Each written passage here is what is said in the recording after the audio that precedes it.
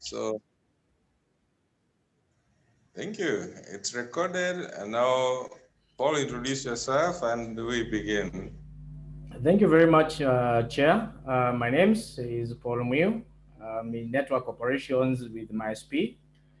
Uh, and MySP is an ISP operating within the Kenyan territory or the Kenyan Republic. And I am also a member of the Kenya Cybersecurity and Forensic Association. As from this year, thanks to the chair, who I think from the discussion that we have doing from the Kenya Cybersecurity, the public group, I was so much interested now to know and to cross path and see what is being done on this other side of being a registered member, so that we can also always share, learn from one another, and push agendas from one side to the other within the society, not just in Kenya, but also within the region on where our help and assistance is required. Um, from discussion that we had with the chair, we discussed and found that we need to see how best we can pull strings together, especially for the young ones who are coming up, as well as also others who have interacted within the field, not just within the cybersecurity field, but also in any undertakings of computer security, network security, and the rest. And here is where I came up with my work with cybersecurity, because it's not, I would say at the end of this, I would say it is something that I walked into. I would say also it's something that I am into, but it's something that we have had on one encounters within the path. So I'll begin mostly on my story about when I was joining the college, that is in campus, where my major interest was to learn about information technology. What is this about IT? What does it entail? How can I be that good person about computers and the like? Can I be dismantling computers, assembling them, and find out, be that person who is known in the village that, oh, this guy is a computer guy. And when I was in campus, I did some few things. There are some languages, just like most of the guys who pass through doing computer science, computer technology, information science, information technology, all those sorts of things that are related to computers. In one part of your life, you come across some of the programming languages in the field. And I happened to be one of those guys who passed through some of those programming languages, kina C++, C, Java, VB, Delphi, MySQL, Linux. I did some learn Linux networking, data structures to know how things, work from one side to the other. And at the end of it, I was so much interested into programming. And I was like, I want to be a programmer. Most of my lecturers would say, yeah, this guy is good in programming. But things probably took a different turn when I went into I started doing my internship, because where I started doing my internship was in an ISP, and most of the core things that most of the ISPs back in the days used to do was to provide internet connectivity to customers. And I was looking at the road being so nice for me to be able to pursue my program stuff. I could hear that time. I could hear people program viruses and the like, program systems, intranets, and I was like, "Oh, this probably is my road." And I thought the road was as smooth as I could imagine, but things were not as smooth as I probably looked into. So when I went into the job agreement, did my probably attachment, uh, but before my attachment was really over, there were so many things that were happening within where I was conducting my internship. And the first thing was the guy was in charge.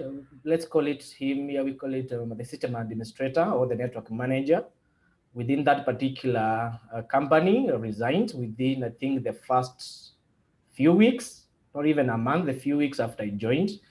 And that is the guy I was so much looking up to become. I want to become this guy who is in charge of the call network, systems. So I want to be like him. But unfortunately, he resigned. Then another guy who took over was doing a little bit of web design and development. He took over. And there was one guy I used to go to the field with. Uh, Within 2 months, even before my 3 months of internship are over, the guy also resigned. And it was like, this is the guy who is teaching me what is to be done in the field. So he also resigned. So I was left with this web developer guy. And I think within 4 months, also the web guy also resigned. The company wasn't that big. So I was like, now I've been a 4 months guy in this company. I'm probably the most senior because now the others who are coming were either coming to do web design or were coming as interns and the like. So I was like, whoa, so now what do I do? I don't even have experience with much of things that are being done here. Most of the, usually my entire systems are running on Linux. The network is on Cisco. Then there are customers who have to be served. So where do you start? So at some point I felt like running away and just leaving everything aside. But then there was this guy who came, who used to work for another ISP, probably a bigger ISP by then. So he came in as a consultant, and he found me there, just stranded, not knowing exactly what I am supposed to do. I was just struggling with things, going to the internet, learning about the Linux again. Well, I had done a bit of Linux while I was in campus. But now, what you learn in college is not what is practical in a live development. So here I am. I don't even know what to do. Customers call. We want our password changed. Those times there were no much of GUI where you could just log in and change customers' password. So you have to change it via the command prompt. That is CLI. So there I was. And now I was like, this guy, what do I do? But this guy told me, if you are ready to learn, you can make it. You don't have to fear anything.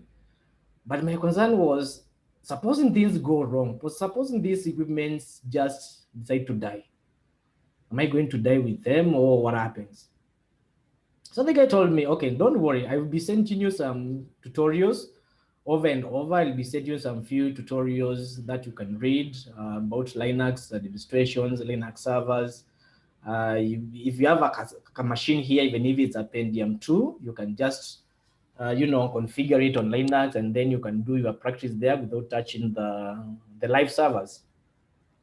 Then I asked him, okay, then this network is built on Cisco.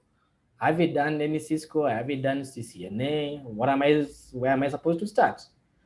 Then he told me, well, don't worry. I will probably send you a few manuals you have to study.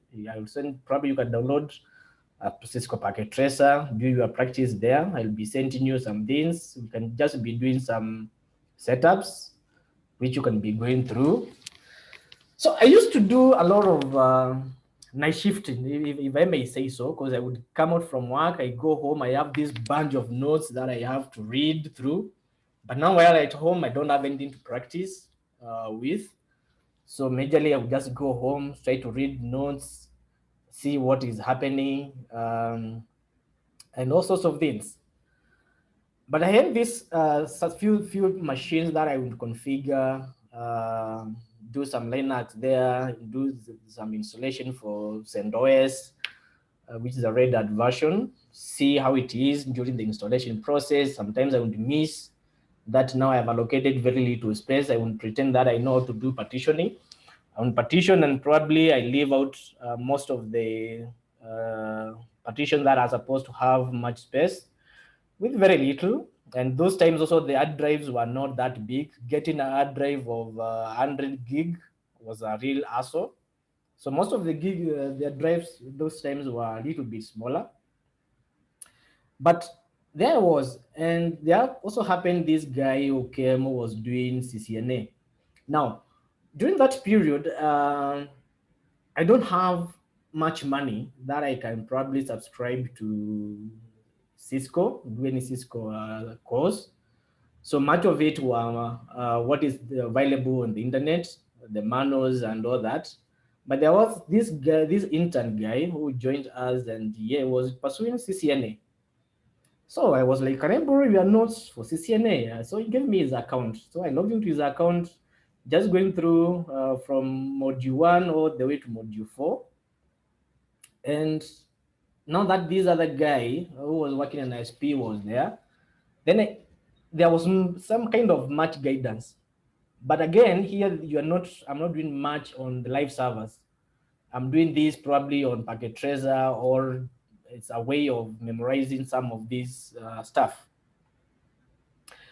And then while I was still working, while I was still, doing my pursuing of systems, now I'm at a point where now I can see, I can create email addresses for customers, I can map new links for customers, for internet links, and etc. I can map, new VLANs for customers. There come a time when phishing emails would start coming in. And I remember one of them would go like, "Dear Paul, it is with God's love that I send you greetings. I saw your profile on the internet, and from the moment I saw it, I knew you were the right person to talk to." And make sure here, most of the things that the profiles that probably one would upload on some of these platforms would be probably graduates.com. I think those who can remember about graduates.com, where you would upload much of your college things, and you would probably hook up with your college guys. That's where we would probably upload some of those. So then here was Sandra from Senegal. Well, we all know that's a fake thing. And I am the only surviving child in the family and living in a refugee camp here in Mali. My father was a wealthy guy, chief, and died in a civil political war in Senegal. All my family members were killed, and I'm the only one surviving. I'm currently living under the care of Father Dominic, blah, blah, blah, blah, blah, blah. So you are like, wow, this someone who needs help. They are living in a refugee camp. Wow. So what do we do? So before my father died, he had saved 50 million US dollars with the commercial bank of Senegal. Now that's one. You're like, wow, okay, 50 million US dollars. How much was that? So you make a simple calculation, you open the calculator and make some few calculations there, and you're like, wow, that's over a billion. Okay, under my name. Then the story continues. Um, that if you help me to gain access to this money, I'll give you 70% and I will take 30%, or I can come to your country, we can stay together. And then it goes with, I have attached my photo here for you to be able to know that I am a real person. I am not this and this and this. And whoa, now that switched me to, let me see this photo. And then there was this beautiful lady who was attached a photo there. But wait again, I go back to the message. I'm like, you have this kind of photo and you are living with Father Dominic of Catholic Church, and you are in a refugee camp, and this photo. But again, here the trap here is, this photo is supposed to send you into some kind of confusion into how you are supposed to start reacting. You are like, there's a $50 million US dollars here, which is probably is equivalent to some few billions in Kenya shillings. And then there's a beautiful chick here who wants to be saved from a refugee camp. And then she's trusting you. Paul, this information is confidential, and I'm putting my trust in you. Then she's already trusting you. and she hasn't seen you, and there's money involved here, and then she goes out and said you are in love, Sandra. So now that most of the time would throw me into some confusion of this one is something daring. Remember, here I don't have money. It's a small company that I'm working for.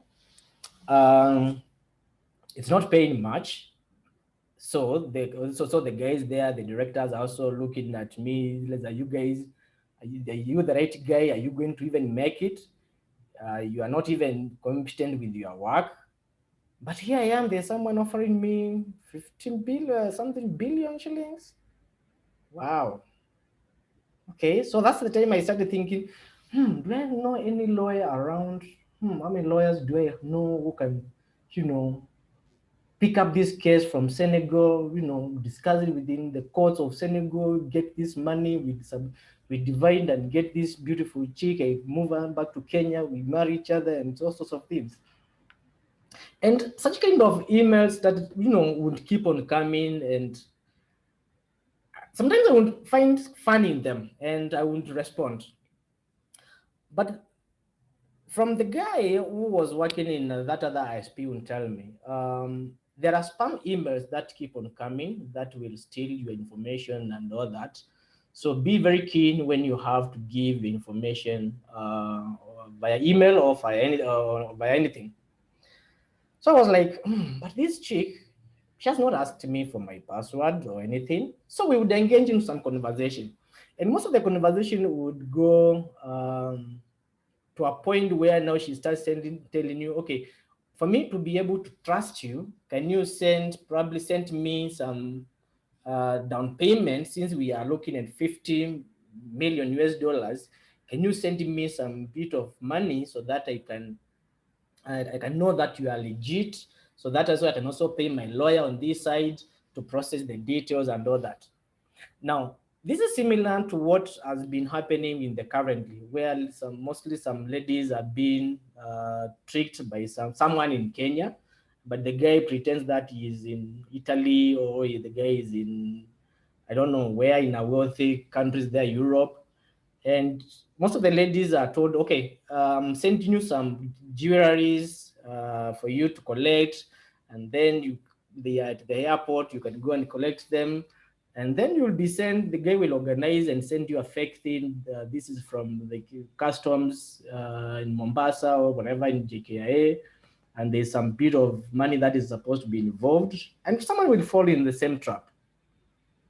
Now, but things when they went, when I was still working there, I was like, I need a new job, because here, this guy who was kind of mentoring me is so busy, because at that time I think he was the system admin within that particular ISP.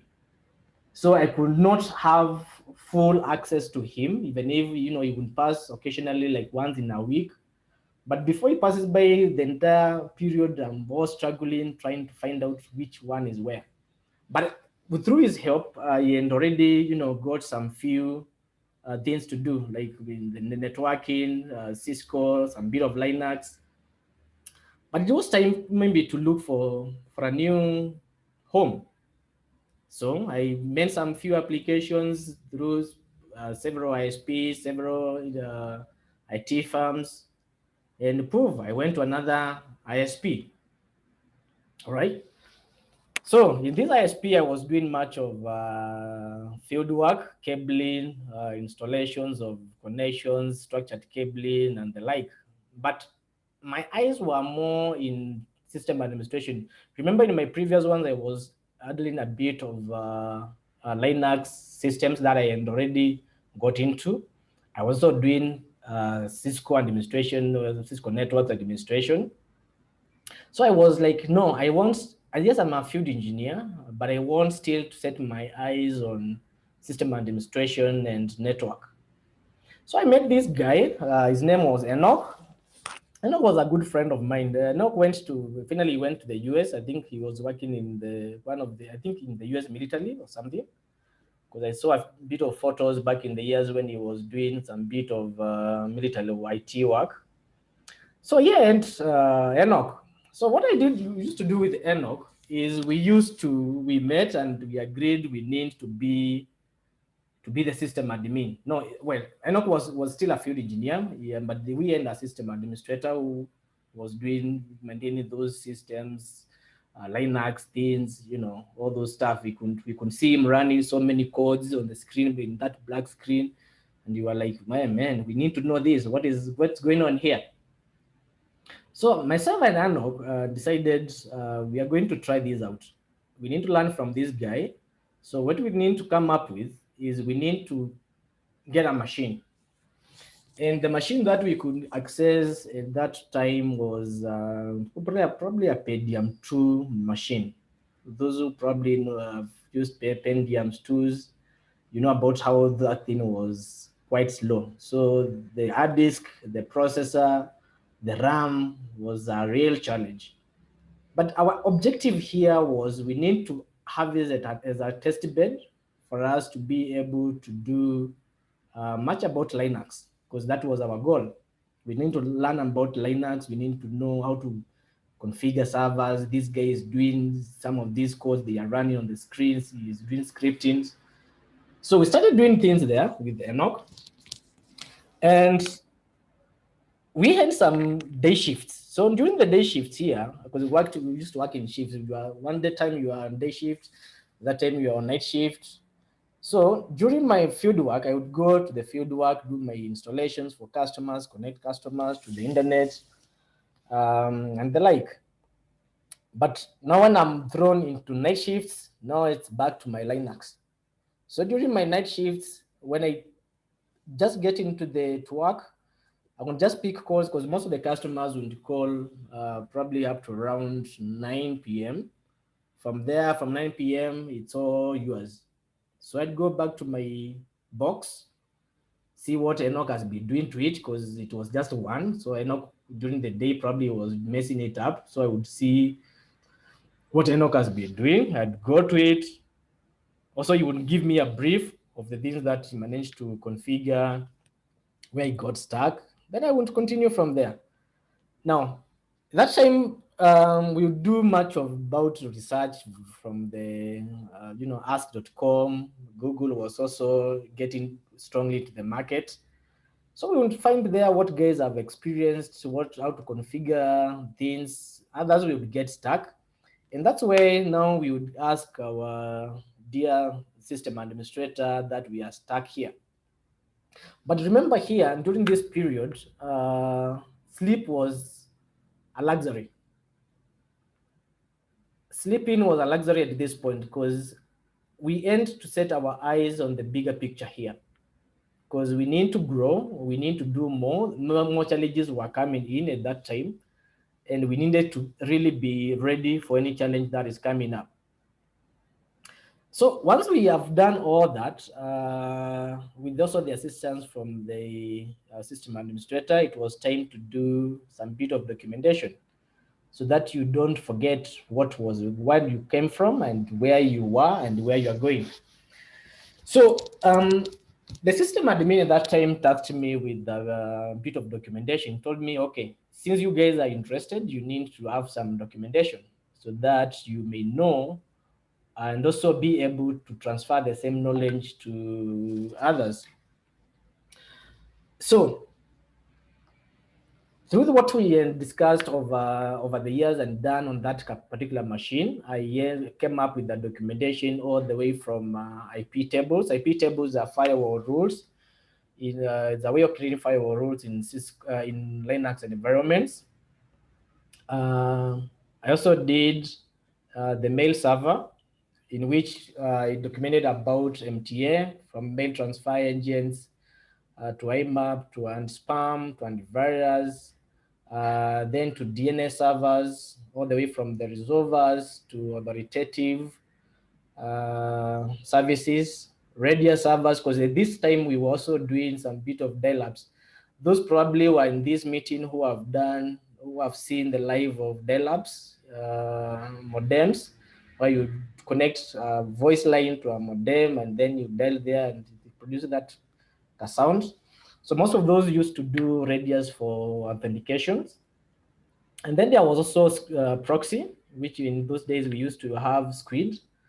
Those days we used to have a non-transparent proxy, in which you would go to your browser, configure an IP there and a port number, and then you have to go. Now, most of these, the proxy has been replaced by most of the firewalls that are in the market, from all the ways from Sophos, uh, Fortinet, any firewall that you find out there. Most of them now support transparent proxy, not the non-transparent. Then there was the GCP server, web server that is on Apache, and PHP's database server, and MySQL. Now, through this documentation is what afterwards I used to train my juniors with. Most of them, I think some of them might have joined this group. I would take them through most of the server configurations, how to secure servers, yeah, and just to grow them. But at this point, I had not much received much about any active hacking into the systems. So I could not really verify that whatever I am doing, or the IP tables that I'm doing, though the guy had shown us that, these are the ports that you have to open, these are the rule, the who you are supposed to allow to access your system using the IP tables. Yeah, and then the same. Remember here I was setting my eyes more on the network and Linux. Now came to the part of the network in which during that time there was a bit of misconfiguration and a lot of routing problems within the country. So like every ISP was sending their routes, and just even those who have done some routing, you remember that when you are sharing routes between yourselves, one AS number to another, the minimum that you can share between the two, or the mod sharing, is a /24. But at that time, people would even share even up to /30. You will find that you are getting a /30 from ISP-A, ISP-Z. They are all sending you /30s. That means they are sending you the entire of the internal routing table. Even others would even share and advertise private IPs. So there was this guy. I know probably most of you may know John Mishuki. So John Mishuki appeared in one of my line of trying to figure out how networks can be secured. And really, John Mishuki helped us in rebuilding most of the ISPs routing problems that were imminent within the country. And he took us for a 1-week training with a couple of other guys, I think from majorly all the ISPs within Kenya that were existing within that time. And we had a 1-week marathon of learning about Cisco routing, all the way from OSPF to BGP to IBGP to EBGP to RIP, all the way to IPv6. And the essence of that was we were assigned a task that after the 1 week, we are supposed to go back to our organizations and clean up whatever network we have, all those things that we are advertising, the /20s. We are not even filtering any BGP sessions that we are sending to the rest of the ISPs. We were supposed to clean them up. So during this time, remember, people couldn't advertise anything. Even myself, I couldn't even advertise the default route, the 0.0.0.0/0, without knowing that I am really advertising, because I have not filtered it. So I wouldn't even advertise to my peers, and my peers would take advantage of my traffic. And before I know, my traffic is just jammed, and they can access the entire of my network. So it was seen that with the way people are doing their routing, it will emerge as a security threat.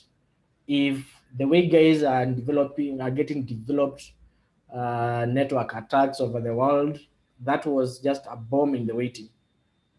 So through that, we managed to make sure that our network was really up to speed, and most of the ISPs during that time really cleaned up the network. And now from that, I went through some things that we used to do called the internal training. So I would now remember that I have a manual, which is a documentation on what we have been doing with Enoch and assistance from our system administrator.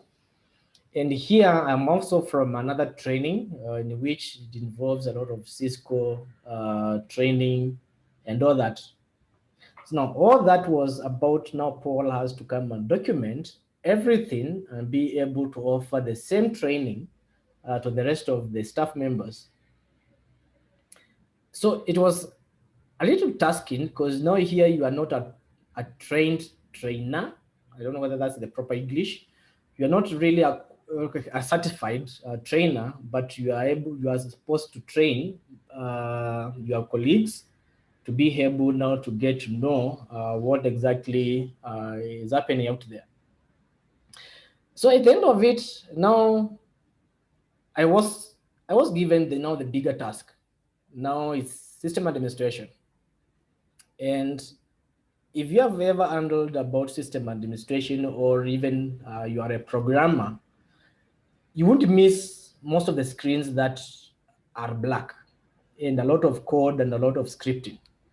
And most of the times during your day, you will just stare at code. This code is not working. This script is not working. And it could be a result of there's a full stop somewhere, or there's a comma somewhere, or there's a spelling mistake somewhere. And you will keep on just looking at what exactly is the problem. So sleeping here during the system administration was not an option. Sometimes you carry problems home and find out what exactly is not working. And you wake up and say, yeah, yes, there's something I missed.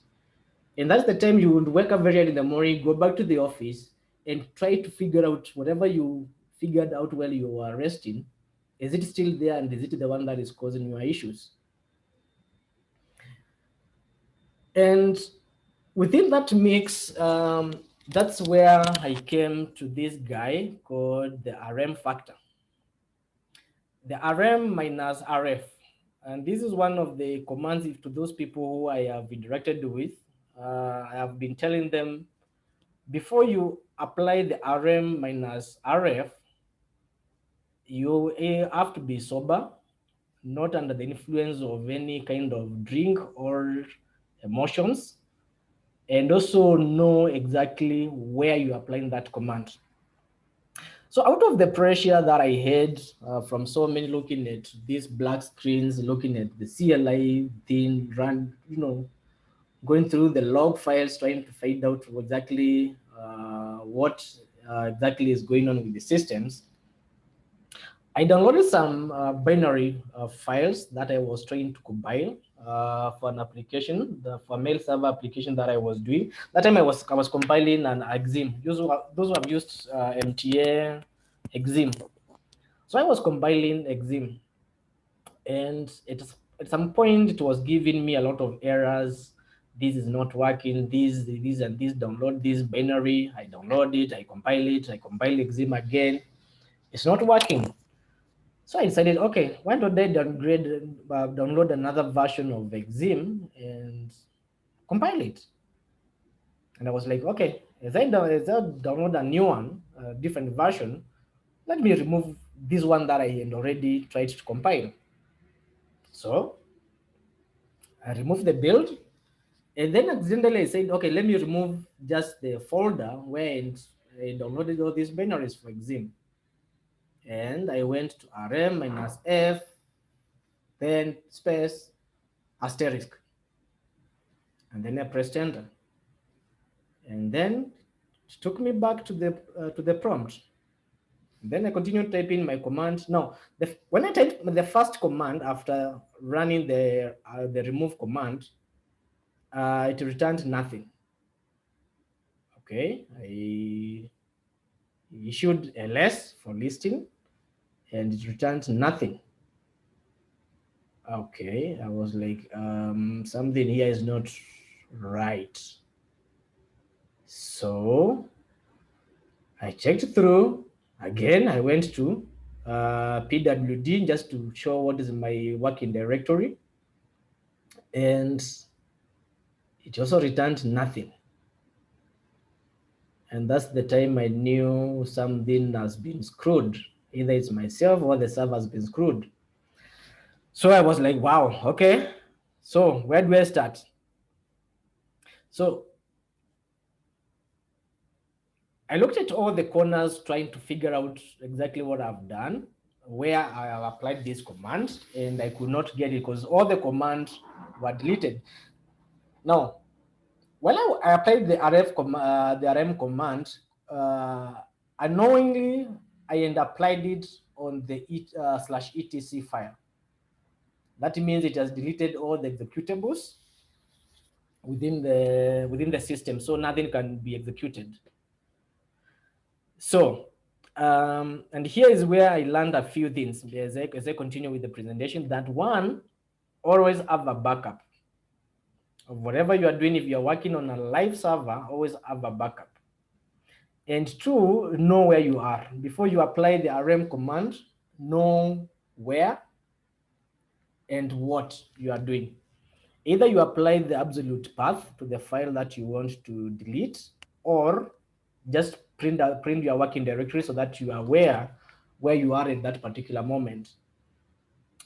And then the last one, probably here, it's think fast and don't panic, because this was a server that was live, and I was trying to compile to recompile an exim so that it can replace the old one. So now at that point, now I had to do, okay, this is where most of the system administrators always have a live CD. If you have a live CD, I just had to boot with it and found that, yes, everything in the etc directory is gone. But unfortunately, the database and the emails for the customer was still intact. So I just had to rebuild another platform and transfer the database and the emails there just the way they are without having anything, though it tends to take a bit of downtime. Now, here, when I was doing this, I was barely 3 months into that organization. So you can imagine this, I've not even finished my probation. So, and there I am in some bit of tense that this system is down. I don't want to tell anyone that is down because of me, but I am there trying to fix it. Fortunately, I managed to fix it. Now, before long, I got into another guy here who is DNS poisoning. So while I was just there trying to, to enjoy myself with the new working environment, I just received a request that, oh, Paul, we are not able to browse. I was like, why? The DNS are not resolving. Is there an issue? I was like, okay. The first thing is you do a ping. You ping, yeah, the servers are responding. Okay, they are responding. Trace. You trace to the internet. You trace maybe 4.2.2.2. That's the kawaida thing that most of us do. You trace, and you find that, yeah, the trace is completing. So now you go to, okay, trace yahoo.com, and it just returns that the host is unknown. And you are like, okay, yeah, there's a problem. So that time we would go like, okay, let me just restart one of the DNS servers, the first DNS, let me just restart it. So you log into the DNS server, and instead you start there, service restart named. Just for those who have used the commands, you restart the DNS service and it restarts, okay. You find that, yeah, it has restarted. So browse. You do your dig yahoo.com, nothing. It returns no answers. We're like, okay, yeah, there's a problem. Okay, so the DNS is working fine. You have restarted, the service is working fine, but it's not able to browse. So the next thing, oh, let me reboot it. Reboot. You reboot it, and nothing happened. Still the same response. Is that the time I realized, wow, something here has happened. And when I went down to check, probably to check on the logs, that's when I found out that wow, someone else and taken control, and I can't figure out exactly what they have changed and how they have changed it, but nothing totally is resolving. Everything is just silent. So here, and this way, the first point here, I'm saying always have a backup plan. So there was an idle, a machine that was just idle there for my test beds. I just picked it up, installed a DNS there, and created a forwarder between the two systems. Created a forwarder, and when I created the forwarder, everything was working. When I removed the forwarder, nothing is happening. And that's the time I knew one of my servers here has been compromised. So I had to take it offline, and the rest of the customers could now go with the secondary server as a resolver, and they were able to, the service was up and running. Again, here is still do not panic at any given time, because this is a system that is running customer services. So if you panic, whoever is looking up for you within either within the office or the customer will know that things are thick, and they will start now guessing you that you can't do this, you cannot fix the issue, or they start looking for options. Another thing is you have to identify the vulnerability on what has happened or how did they get to you. Just like a normal life, when you have some, if you have ever encountered some thugs or any kind of sort, criminals, you have to identify when you have were able to face them or you have faced them, you have to identify what was the vulnerability that they exploited in you, that they were able to get to you. They were able to jump probably over your fence, steal from you, or they were able to overpower you and, steal something from you. Again, on each step of the way, you have to learn. You have to learn what has happened, how did you get yourself out, and how do you become better from that particular scenario. And so one thing that I also did was I need to know who are my, how do these guys get to me? How do they know that this server exists? And who are they? How do they get there? So one time I decided, okay, I will just do a fresh install of a new Linux distribution. I will not configure any IP tables in it. I will not configure any active service. I mean, just a few of them, just a dummy ones, but not really used by any customer or anything. And this machine will totally be locked out from accessing the rest of my core networks. So it just be within the network there, but really is just to trap. It's to trap guys who are, trying to find out whether I'm still existing or they can still, compromise my systems. So I took one of the IPs that was well known and a name that was also well known, and configured it on that particular IP and that machine. And I left it for some time. But my essence here was to be checking on the logs on who is logging in or who is trying to break into the system, and what is their intention. What do they want? What do they want to find out within my network? What are their intentions and all that? And surprisingly, within a week, the system was already compromised, and all the file systems within the system, most of them, I think 90%, were changed to permission of 777. That is the executable format. So the guy had already logged in and started messing up with the system. But my essence here was I wanted him to log in so that I may know exactly where he is going. and what is his interest, so that I may know what to protect and what to expect from these guys out there. And that's where I came also now to start now looking at what mechanisms can I use now to build my network so that I can protect myself from these guys who are targeting, the network, any machine left out there, they are targeting it. So here I arrived at a few key things that I have to run on the latest stable Linux installation. I have to tighten more of my P tables or my firewall D rules. I have to harden the server application all the way from, if it's running on Apache, you have to harden Apache so that no one can get the details or any file directories that are within your system. If it's about MySQL, you have to harden MySQL to your ability. If it's anything that is supposed to be hashed in the passwords, you hash them.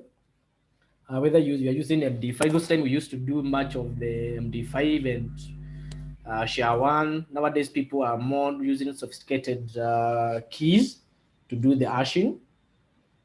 There was then brute force checks that I had to install so that you can check for me who is doing brute force attacks to my systems.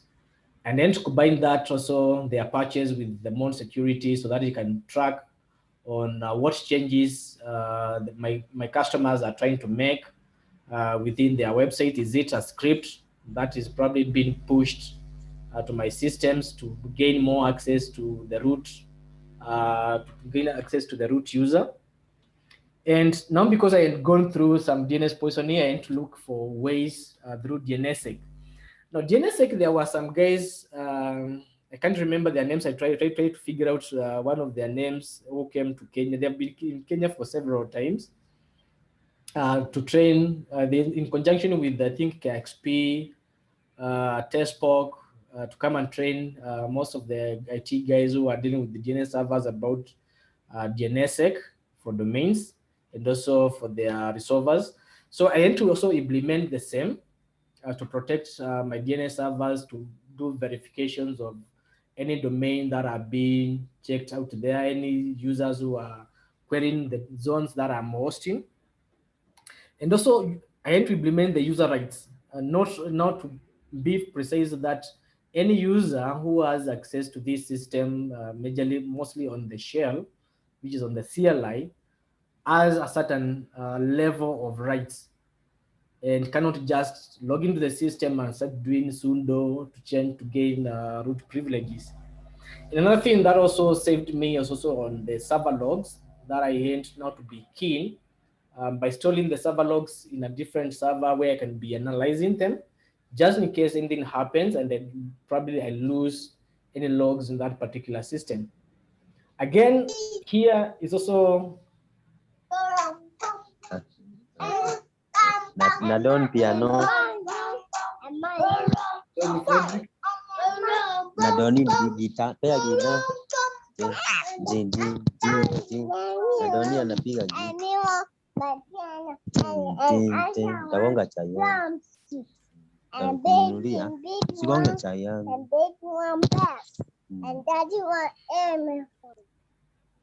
Okay, sorry for that. I think he has gone on mute. So again, here you have to learn the tricks that are being used by the guys who are, trying to get to you. You have to learn their tricks. What tricks do they use?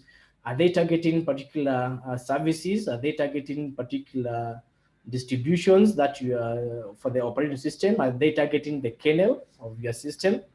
Are they also targeting the web applications or the websites that you are hosting?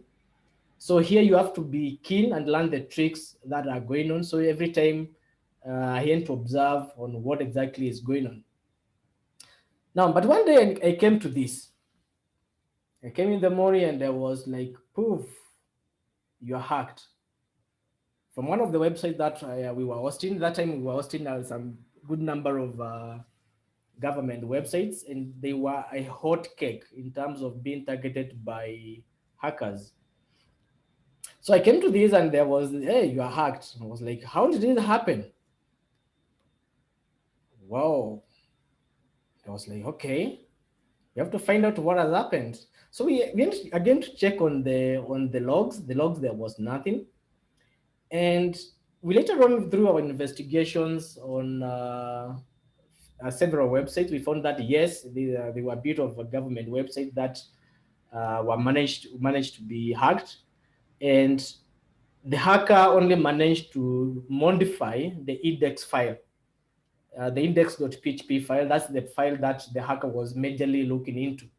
So he found a vulnerability in one of the websites and wrote a code, a script that would look and would search for any index.php file and inject some code within it.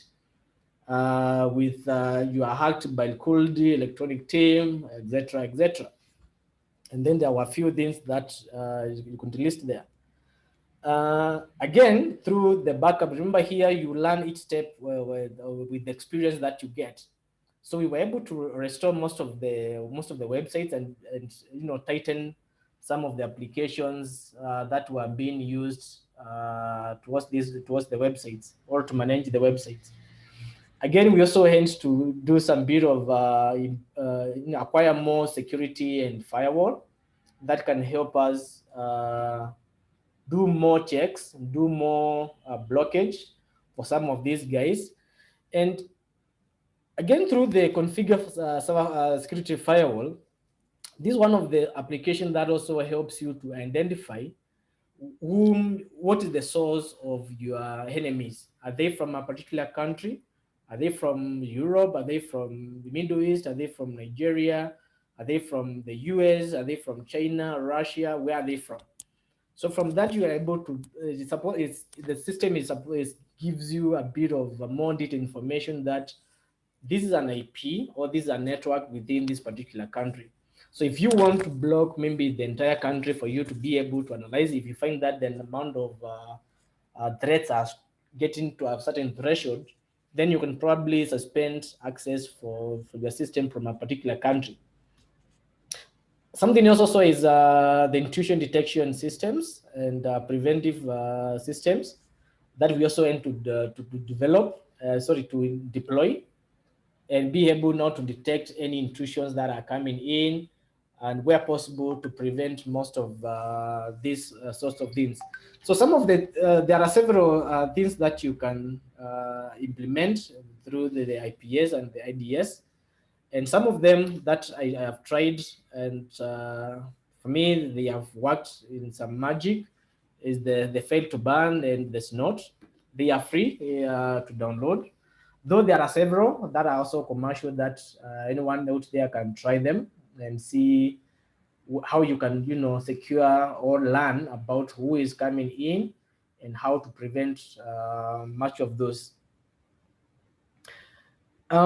Recently, I heard a scenario,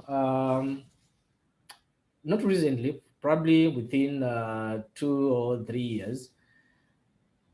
I experienced something with one of my customers whom we host. And these guys have an email address, Tom Watts. You can see the email address there, the first email address there. And someone came up with another similar email address, but this time around, it looks similar, but it's not. If you look at the two email addresses, you'll find that one is TWATS.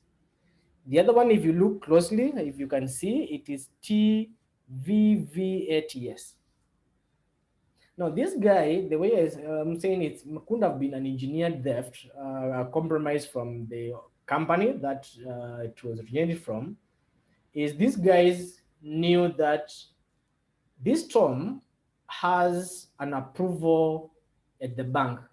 And when Tom sends an email to the bank, there is no another confirmation that is needed. And most of the things that you used to request for the bank to do for transaction would be via email, and email would be satisfactory. And it's like this guy probably used to give some threats to the bank if there's any delay or something like that. So there comes a second Tom, who is not the real Tom. So the second Tom wrote an email, drafted the same name, Tom Watts, same signature down there, the way we always have our email signatures is down there, and wrote an email to the bank that is being used by this organization and told them, there's this, I want you to transfer, $50,000 from this account to this account for a transaction for work that has been done by this particular company.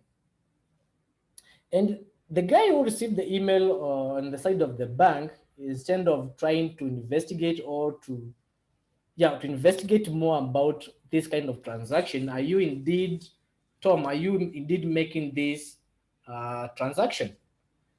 The guy went ahead and implemented the transfer.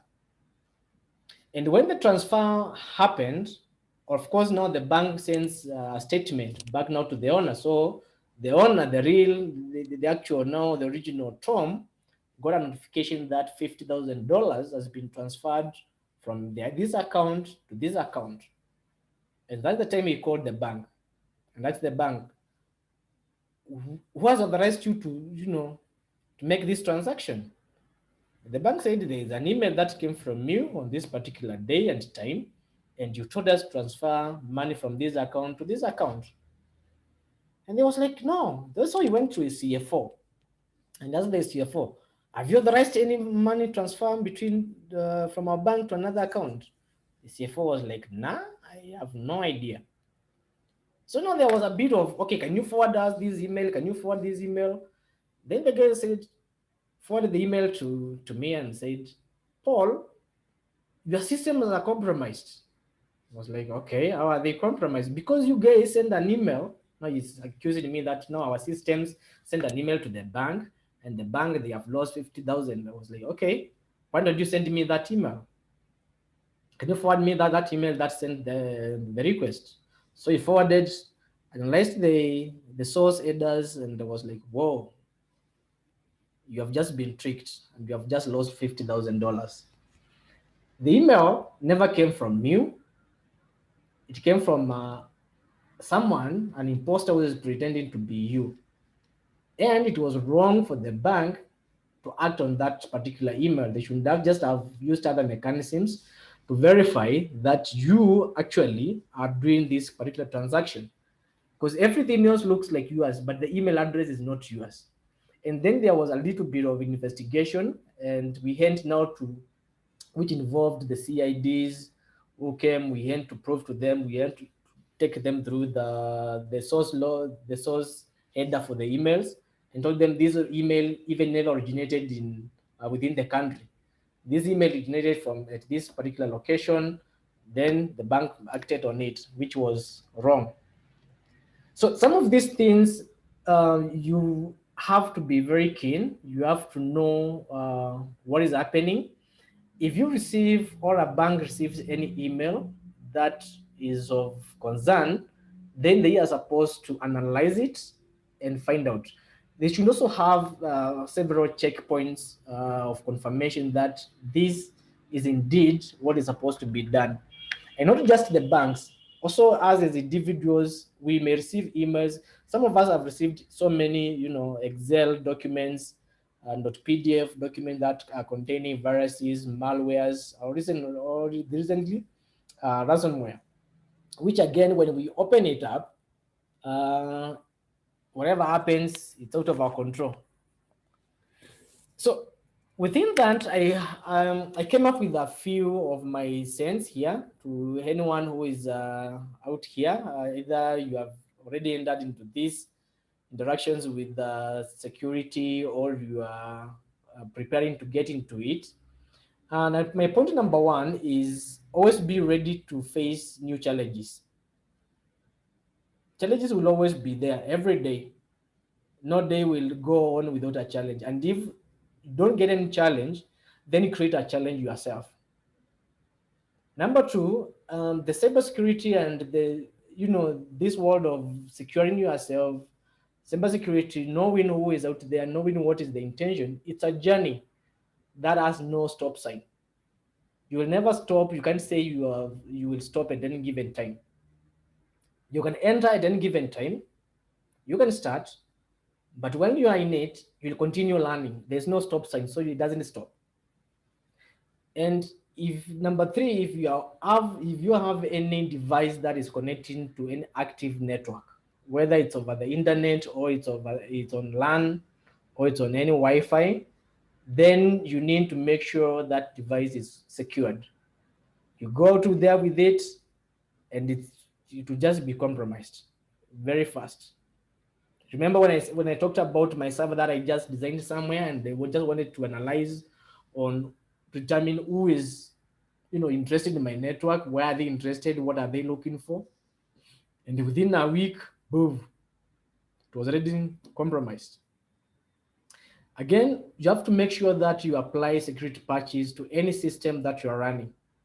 Any security patches that are released by the vendor, you have to make sure that you analyze those security patches, either by a different standalone server that is somewhere, apply the patches, see how the patches reacts to your current environment, and then plan how the same will be deployed within your live systems.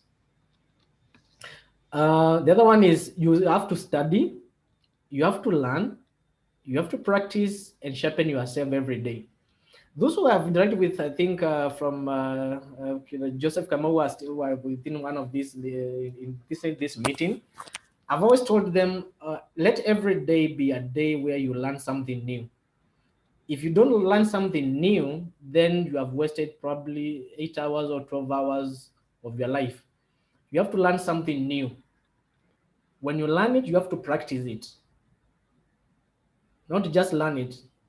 Learn, practice, and make sure that you sharpen yourselves, because one day in time, you'll have to utilize it. Then the other one is don't be selfish. If you can, share with others. If you find that there are others who need your knowledge, then transfer the same knowledge to them. It will be very useful for them and for, you know, someone else out there. When you get into problems, whether it's security wise or it's network wise or it's even programming wise, or your machine is compromised by any hacker out there, or it's, you know, misbehaving, don't panic. When you panic, it's just like the way terrorism usually do. They usually just want you to panic, and when you panic, that's the time they take advantage. So the same case in the computer terrorism, which is now we just give it a name of cybersecurity, is someone wants to terrorize you, to take you rounds in form of a hacker. So think fast, but don't panic. Think of a way of how to mitigate what you have received. Another thing is, if you're handling live servers, the servers that are in production, then handle them like a baby. That is where your sleep is, because you handle them carelessly, you may spend probably the next 24 hours working on it. Several times I have spent working probably more. I think there's a time I spent almost like 6 hours without sleep trying to figure out something that had been compromised, I think, in one of my lines. So if you're working on a live server, then handle it like a baby. If it is working, don't fix it. I think this is a statement most of us know. If it's working, don't fix it, because there's nothing to fix. And then in system administration, I recall the first guy who now was training me in terms of in master of the Linux things and scripting.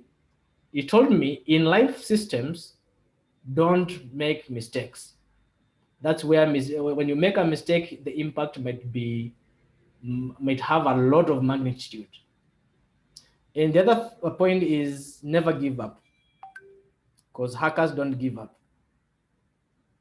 Any hacker doesn't give up. So if you are the security guy who is entrusted with security to make sure that everything is working steady and stable, then don't give up, because someone else is not giving up. Then there's always Google out there.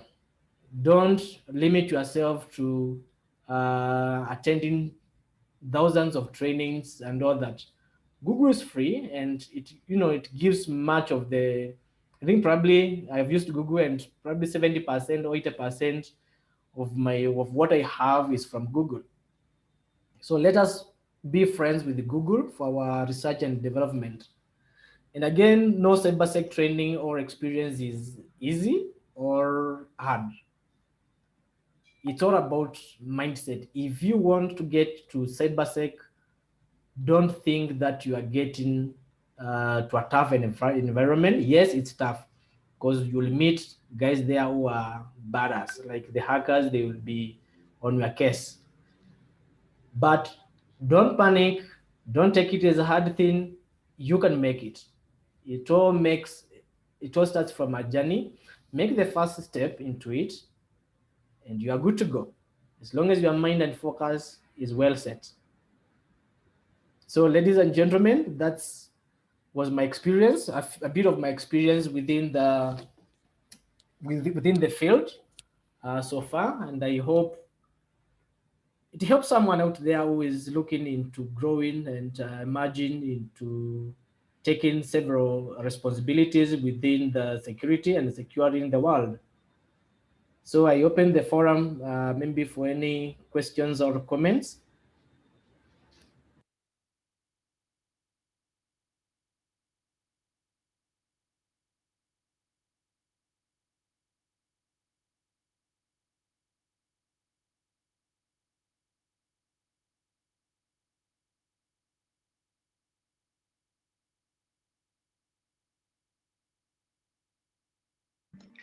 Thank you, Paul. Hello, Paul. Yes, I can hear you, Chair. That was a good, inspiring journey. So I think in the interest of time, we can take like 2 questions, and then those who still have more questions can share later on. We'll answer. Once they can just shoot their question in the chats. But I think we can only take 2 questions, and then we call it a day. And as I said earlier, this is just it will be a series. We plan to have like 3-part series of this. And thereafter, the takeaways that we'll get from this, we can now compile that as a simple guide to those who want to venture into cybersecurity and all that. Otherwise, we can take like 2 questions and then we say good night. So, Paul, you can also stop the recording.